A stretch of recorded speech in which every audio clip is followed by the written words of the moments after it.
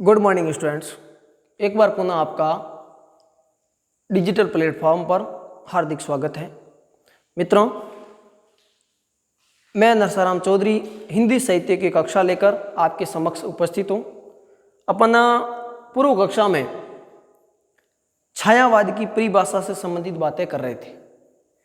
उसमें अपन ने एक सार्वभौमिक परिभाषा पढ़ी कि जो छायावाद शब्द है उसका प्रयोग प्रारंभ में तो व्यंग्य के रूप में उन रचनाओं के लिए होता था जो रचनाएं अस्पष्ट होती थी, लेकिन बाद में उन रचनाओं के लिए रूढ़ हो गया जिनमें मानव और प्रकृति के सौंदर्य का सूक्ष्म स्वानुभूति में रहस्यप्रक लाक्षणिक एवं प्रतीकात्मक शैली में जिसको है जो व्यंजित किया जाता था, अभिव्यक्त किया जाता था, उसे है जो छायावाद कहा गया। इसके बाद में अपन ने एक परिभाषा, अपन विभिन्न विद्वानों की परिभाषा पढ़ रहे थे। छायावाद की विभिन्न विद्वानों की परिभाषा कक्षा 12 हिंदी साहित्य की ये कक्षा रहेगी। उसमें अपन ने प्रसाद की परिभाषा पढ़ी। प्रसाद ने कहा कि जब वेदना के आधार पर स्वानुभूति में अभिव्यक्ति होने लगती है तो उसे हिंदी में छायावाद कहा जाता है। क्या कहा उन्होंने कि जब वेदना के आधार पर, वेदना का मतलब पीड़ा के आधार पर स्वानुभूति में, यानी जिसको अपन खुद ने भोगा हो उसके आधार पर या उसकी जब अभिव्यक्ति होती है तो हिंदी काव्य में उसे क्या कहा गया, उसे है जो मित्रों छायावाद कहा गया। ये बात किसने कही? जयशंकर प्रसाद ने कही। अब अपन देखते हैं कि रामचंद्र शुक्ल ने क्या कहा। रामचंद्र शुक्ल, इन्होंने मित्रों छायावाद जो शब्द है, कौन सा शब्द छायावाद, इसका दो अर्थों में प्रयोग किया। एक तो रहस्यवाद, किसमें? रहस्यवाद। दूसरा काव्य की शैली, काव्य शैली। रामचंद्र शुक्ल ने छायावाद शब्द का प्रयोग दो अर्थ में किया, एक काव्य शैली के रूप में और दूसरा रहस्यवाद। रहस्यवाद का मतलब है वो अनंत प्रियतम को आलंबन बना करके लिखना, अर्थात कौन? परमात्मा। उसको आधार बना करके जो रचनाएं लिखी गई, उनको आलंबन बना करके जो रचनाएं लिखी गई, उनको रहस्यवाद कहा गया। ये किसने कहा? ये कहा आपके आचार्य रामचंद्र शुक्ल ने। अब तीसरे विद्वान हुए आपके डॉक्टर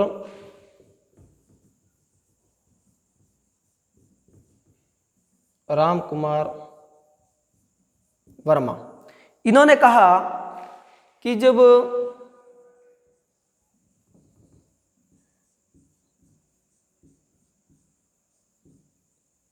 परमात्मा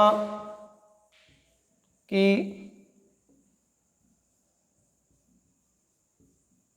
छाया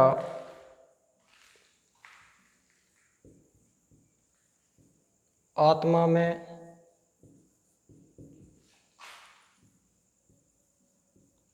तथा आत्मा की छाया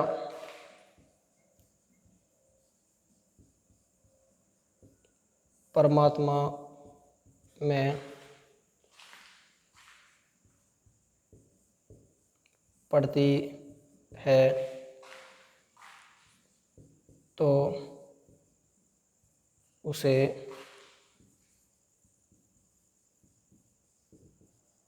छायावाद कहते हैं। मित्रों, अपन पढ़ रहे हैं कक्षा 12 हिंदी साहित्य आधुनिक काल का तीसरा भाग छायावाद। इसमें अपन पढ़ रहे थे कि छायावाद की विभिन्न विद्वानों ने क्या क्या परिभाषाएं दी है, छायावाद को किस किस प्रकार से परिभाषित किया है। तो डॉक्टर रामकुमार वर्मा ने कहा कि जब परमात्मा की छाया आत्मा पर और आत्मा की छाया जब परमात्मा में या परमात्मा पर पड़ती है तो उस काव्य को क्या कहा जाता है? उस काव्य को छायावाद कहा जाता है। ये किसने कहा? डॉक्टर रामकुमार वर्मा ने। इन्होंने हिंदी साहित्य का एक ग्रंथ लिखा था, हिंदी साहित्य का वैज्ञानिक इतिहास, हिंदी साहित्य का आलोचनात्मक इतिहास, ये इनका है। उसके बाद में एक तीसरे विद्वान हुए डॉक्टर नगेंद्र, 1, 2, 3 और ये चौथे विद्वान है डॉक्टर नगेंद्र। इन्होंने कहा कि छायावाद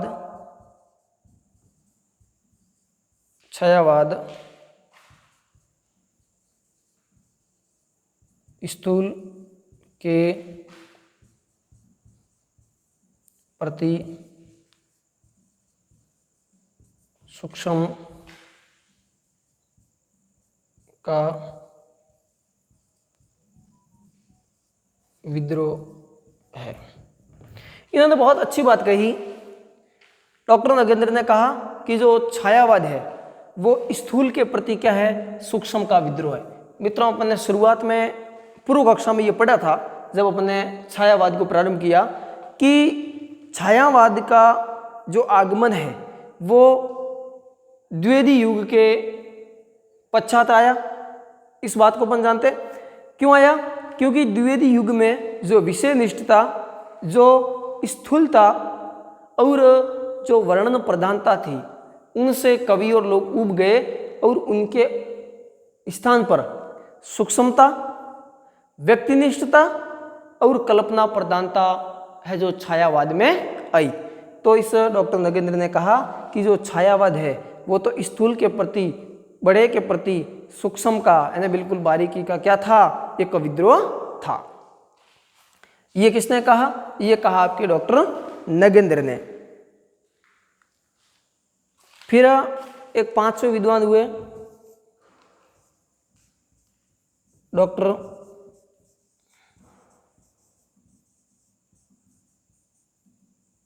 रामविलास शर्मा।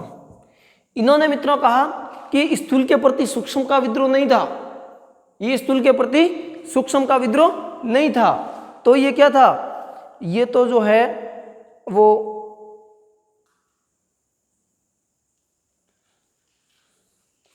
थोथी नैतिकता। इन्होंने कहा कि थोथी नैतिकता, रूढ़िवादिता, थोथी नैतिकता, रूढ़िवादिता और सामंतवादी या साम्राज्यवादी,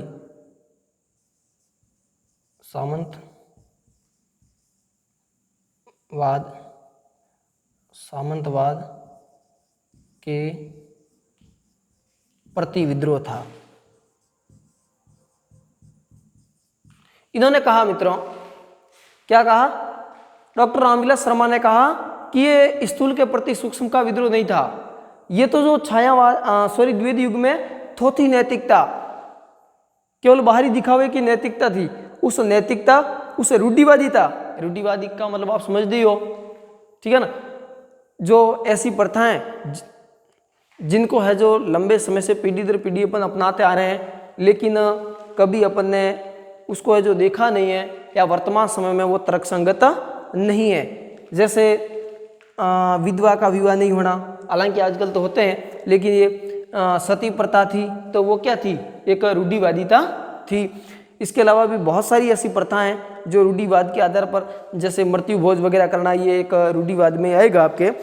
और सामंतवादी जो व्यवस्था थी, ठीक है ना, या साम्राज्यवादी व्यवस्थाओं के प्रति क्या है? विद्रोह है। ये किसने कहा? ये कहा डॉक्टर रामविलास शर्मा ने। और हजारी प्रसाद द्विवेदी ने कहा कि ये पाश्चात्य रहस्यवाद से क्या था? प्रभावित था।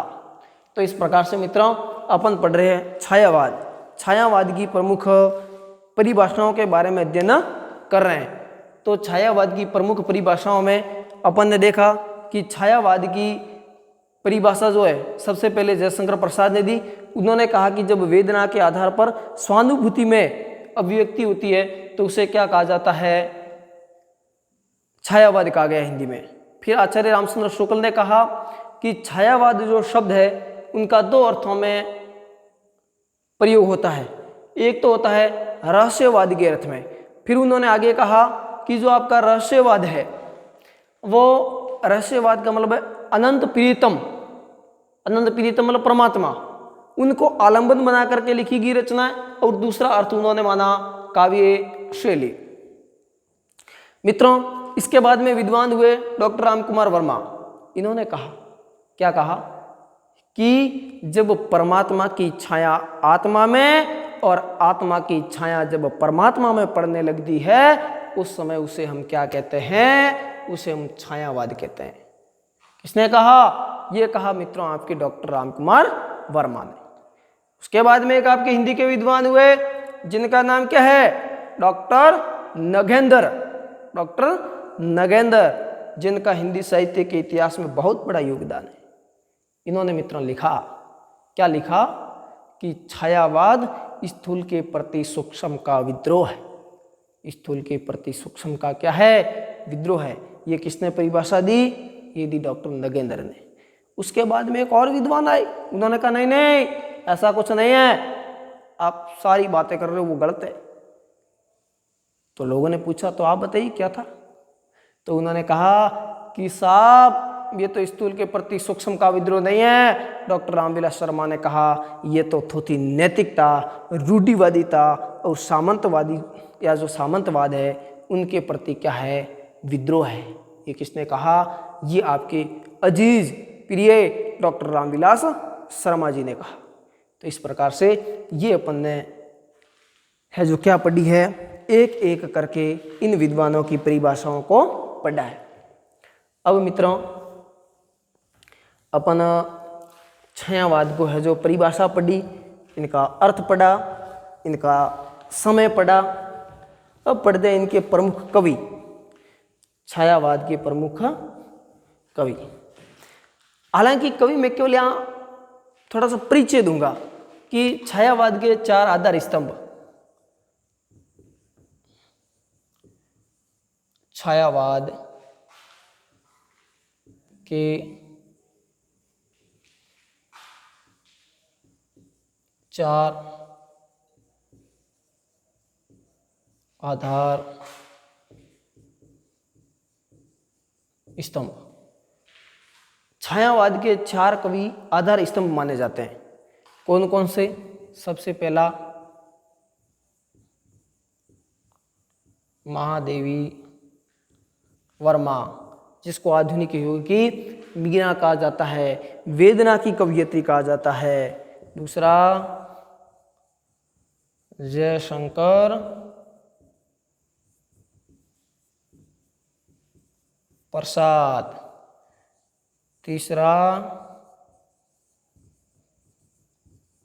सुमित्रा नंद पंत। चौथा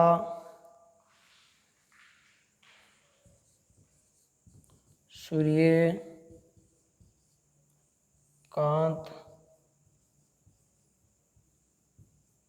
त्रिपाठी निराला। मित्रों ये जो चार है आपके, इन चार कवियों को क्या कहा जाता है? इन चार कवियों को छायावाद का आधार स्तंभ कहा जाता है।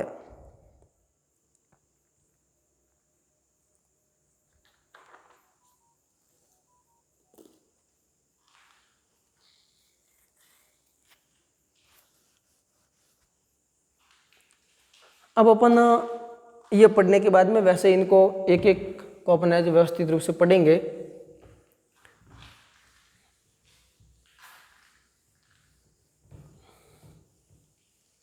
अब अपन पढ़ते हैं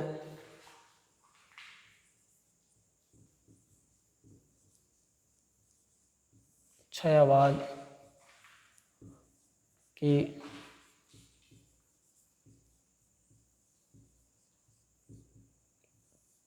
प्रवृत्तियां या फिर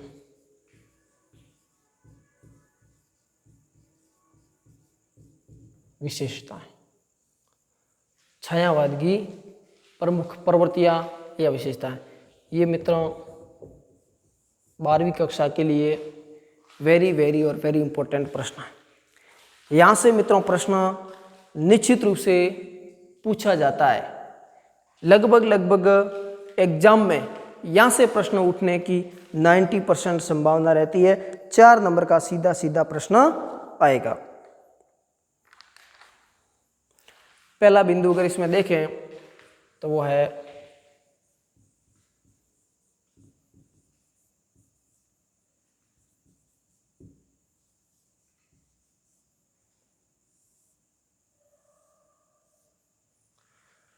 इनको अगर अलग अलग मैं लिखूं, आत्म अभिव्यंजन। अभिव्यंजन का मतलब होता है प्रकट करना,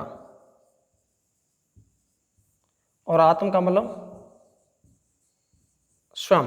आत्म का मतलब क्या है? स्वयं। अभिव्यंजन का मतलब प्रकट करना। ठीक है ना?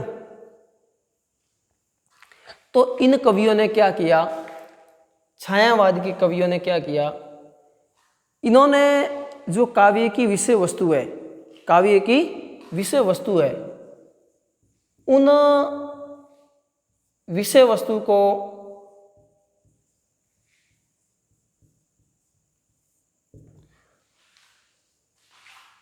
इन्होंने अपने निजी जीवन में खोजना प्रारंभ किया, अपनी खुद की अभिव्यंजना करनी प्रारंभ की। अपने जीवन के जो सुख और दुख थे, उन सुख और दुखों को इन्होंने अपनी कविताओं के माध्यम से लोगों के सामने प्रकट करना प्रारंभ किया। इन्होंने अपनी आत्मा की अपने जीवन में भोगे गए, अब जो सुखी था उसने सुखों का, और जिसने दुख भोगे उसने जो अपने दुखों का क्या किया, अपनी कविताओं के माध्यम से अभिव्यंजन किया। प्रसाद ने आंसू के माध्यम से अपने जीवन की आत्माभिव्यंजन की, तो पंत ने उच्छ्वास के माध्यम से। ठीक है ना? यही मित्रों नहीं रुके, एक कवि हुए हैं आपके निराला। वैसे इस नाम से ही ज्ञात होता है, इनका पूरा नाम सूर्यकांत त्रिपाठी निराला है। नाम से ही व्यक्त है निराला, जो क्या है, बिल्कुल ही अलग है। उस निराला ने एक कविता लिखी, राम की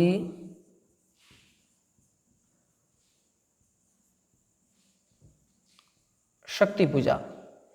ये जो मित्रों कविता है राम की शक्ति पूजा, इसमें जो निराला है वो राम को आधार बना करके और अपने ही जीवन की जो राम की हताशा निराशा है, वो कवि की अपनी खुद की जो निराशा है उसको व्यक्त किया है।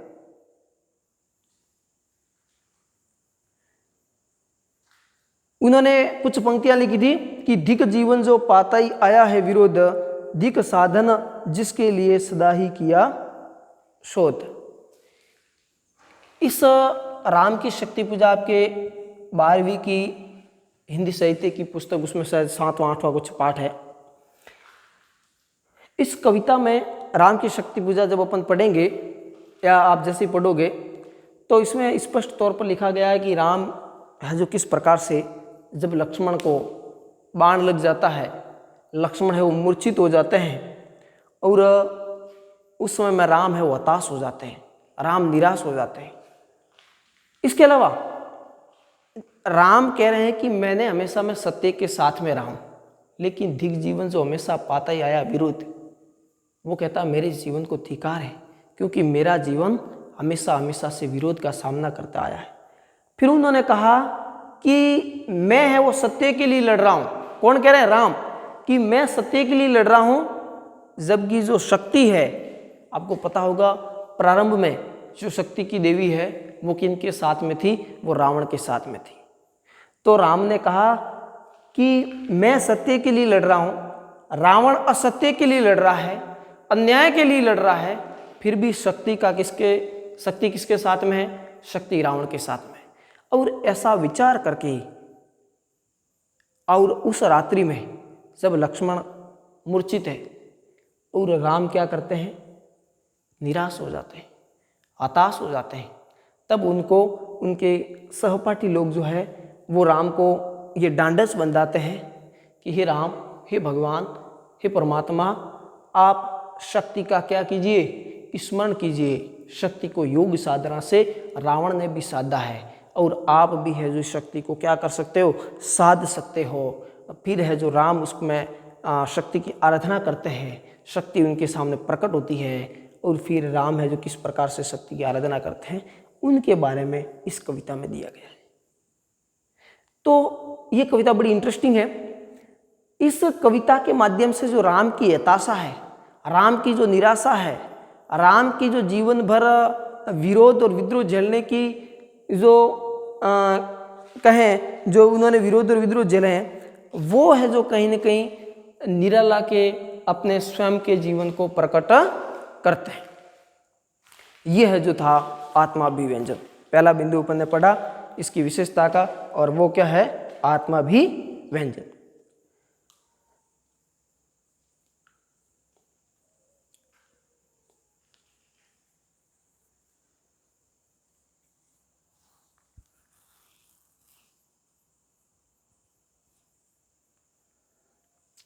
दूसरा है आत्माभिव्यंजन के बाद में अगर दूसरे नंबर की बात अपन करें तो दूसरे नंबर है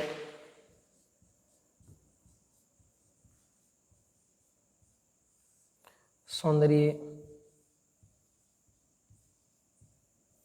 चित्रण। मित्रों, अपन ने शुरुआत में पढ़ा था कि छायावाद मानव प्रकृति और प्रेम का सूक्ष्म सौंदर्य चित्रण है। तो इस छायावाद में प्रकृति का, मानव का और प्रेम का जो सौंदर्य है, उस सौंदर्य का सूक्ष्म से सूक्ष्म चित्रण जो है वो इन्होंने अपने काव्य में किया।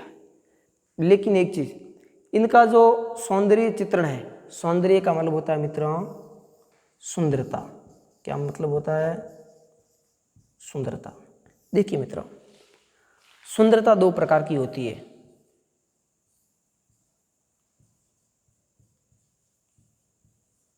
बाहरी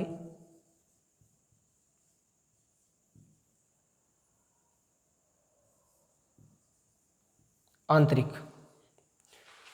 इन कवियों ने बाहरी सुंदरता से भी ज्यादा महत्व किसको दिया? आंतरिक सुंदरता को, आंतरिक सौंदर्य को दिया। क्या होती है आंतरिक सौंदर्यता? मित्रों, दो व्यक्ति है, दो महिलाएं कह सकते हैं। एक शरीर से बिल्कुल सुगठित है, कलर उसका गोरा है, ठीक है ना। जो शारीरिक सौंदर्य जिसको आप बाहर से देखते हो, गोरा रंग है, चेहरे की बनावट है, ये दो चीजें हैं, ठीक है ना, डील डोल देखते हो, वो आपकी बाहरी सुंदरता में आता है। आंतरिक सुंदरता में आता है उसका व्यवहार, उसके हृदय की भावनाएं, उसका दिल कैसा है। अब कोई आदमी बड़ा सुंदर है, चेहरे से बड़ा सुंदर लग रहा है, बनावट बड़ी अच्छी है, हाइट बढ़िया है, शरीर में हट्टा कट्टा है, रंग उसका बिल्कुल गोरा गट है, लेकिन लेकिन लेकिन क्या, लेकिन वो चोरी करता है, लेकिन उसमें दया भावना नहीं है, लेकिन उसमें ईर्ष्या की भावना है, उसमें अत्याचार की भावना है, उसमें अपराध की प्रवृत्ति है। तो मित्रों, वो बाहरी रूप से तो कैसा है? सुंदर है, लेकिन आंतरिक रूप से वो सुंदर नहीं है, या उसमें आंतरिक सौंदर्य का क्या है? अभाव है। तो इन लोगों ने क्या किया कि जो नारी है, इस नारी के बाह्य सौंदर्य से ज्यादा इन्होंने किस पर जोर दिया? आंतरिक सौंदर्य पर। जो इनसे पहले के कवि है, कौन से कवि? रीतिकाल के कवि। उन रीतिकाल के कवियों ने क्या किया कि इस नारी के बाहरी सौंदर्य पर ज्यादा ध्यान दिया। उन्होंने नख शीक के बारे में लिखा, उन्होंने जो जिसको मांसल सौंदर्य कहते हैं, किस प्रकार का सौंदर्य?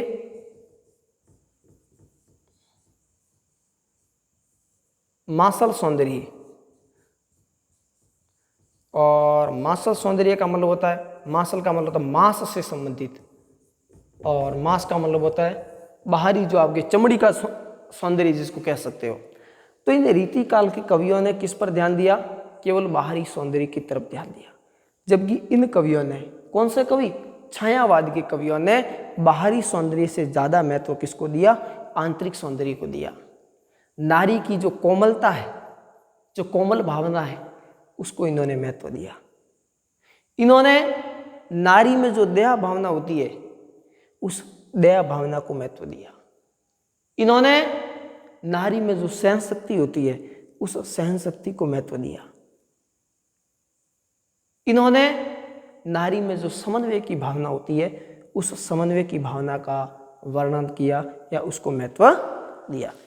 तो इस प्रकार से अपन देखें कि इन कवियों ने जो इनका सौंदर्य चित्रण है वो मित्रों किस प्रकार का है? वो आंतरिक सौंदर्य की बाह्य सौंदर्य की तुलना में आंतरिक सौंदर्य ज़्यादा ठीक है।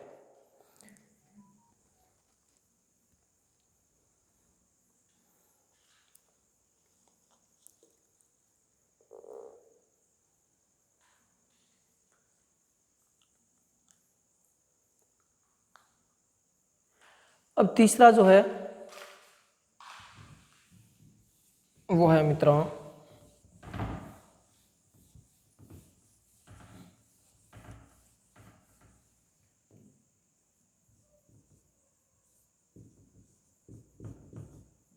श्रृंगार चित्रण। मित्रों, इन काव्य की तीसरी विशेषता है श्रृंगार चित्रण या श्रृंगार का वर्णन। अपन ने ये पढ़ा था कि रीति काल में भरपूर मात्रा में श्रृंगार चित्रण होता था। श्रृंगार का मतलब होता है वैसे श्रृंगार का शाब्दिक अर्थ तो सजना होता है, संवरना होता है, लेकिन श्रृंगार वर्णन का मतलब होता है नायक और नायिका का प्रेम, एक प्रेमिका और प्रेमी का प्रेम, या एक पत्नी और पत्नी का प्रेम। उस प्रेम को क्या कहते हैं? श्रृंगार के अंतर्गत माना जाता है। यह श्रृंगार वर्णन भी दो प्रकार का होता है। कितना प्रकार का होता है?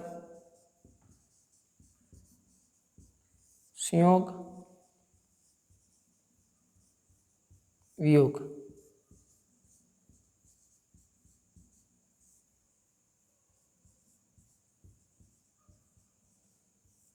वियोग श्रृंगार।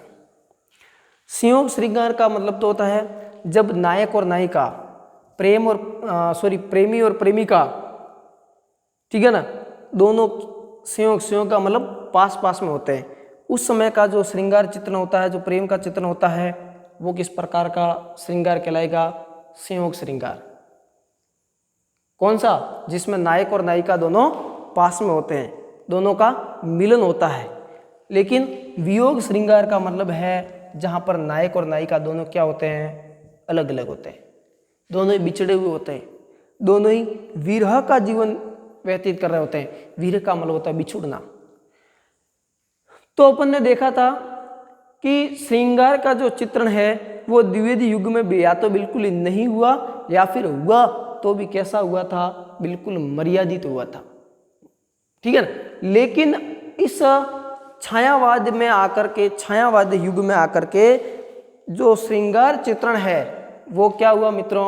वो पुनः स्थापित हुआ, पुनः प्रतिष्ठित किया इनको। छायावाद को श्रृंगार चित्रण को क्या किया इन्होंने? पुनः प्रतिष्ठित किया। और इन कवियों ने संयोग और वियोग, संयोग और वियोग, यानी जब नायक और नायिका मिले हुए होते हैं उस प्रकार के श्रृंगार का वर्णन, और जब नायक और नायिका आपस में बिछुड़े हुए होते हैं उस प्रकार के श्रृंगार का वर्णन इन कवियों ने अपने काव्य में किया। ठीक है, तो मित्रों आज अपन ने पढ़ा छायावाद की, इस कक्षा में अपन ने पढ़ा कि छायावाद की प्रमुख क्या विशेषताएं हैं। उनमें से अपन 3 पढ़ी। पहली पढ़ी आत्माभिव्यंजना, यानी छायावाद के जो कवि थे वो क्या करते थे कि वो अपने स्वयं की, अपने आत्मा की क्या करते थे? अभिव्यंजना करते थे। अपने जीवन को ही उन्होंने अपने काव्य की विषय वस्तु बनाना प्रारंभ कर दिया। उन्होंने क्या किया कि काव्य की विषय वस्तु को अपने जीवन में खोजना प्रारंभ कर दिया। दूसरी चीज इन्होंने सौंदर्य चित्रण या सौंदर्य का वर्णन, आपने देखा प्रकृति का सौंदर्य, मानव का सौंदर्य, प्रेम का सौंदर्य, वो इन्होंने अपने काव्य में लिखा। तीसरा मैंने बताया श्रृंगार चित्रण। जो द्विवेदी युग में श्रृंगार चित्रण बिल्कुल कहें कि मर्यादित हुआ या उपेक्षित रहा, उनको है जो छायावाद में आकर के पुनः क्या होना पड़ा, पुनः है जो उनको स्थापित किया गया और पुनः स्थापित करके और छायावाद के अंदर श्रृंगार का वियोग और संयोग दोनों पक्षों में चित्रण किया। मित्रों बहुत बहुत धन्यवाद। ये कक्षा यहीं पर है जो समाप्त होती है। आपको अगर ये कक्षा पसंद आई हो तो लाइक, शेयर और कमेंट करके जरूर बताएं। नेक्स्ट क्लास में मिलते हैं, तब तक के लिए धन्यवाद मित्रों।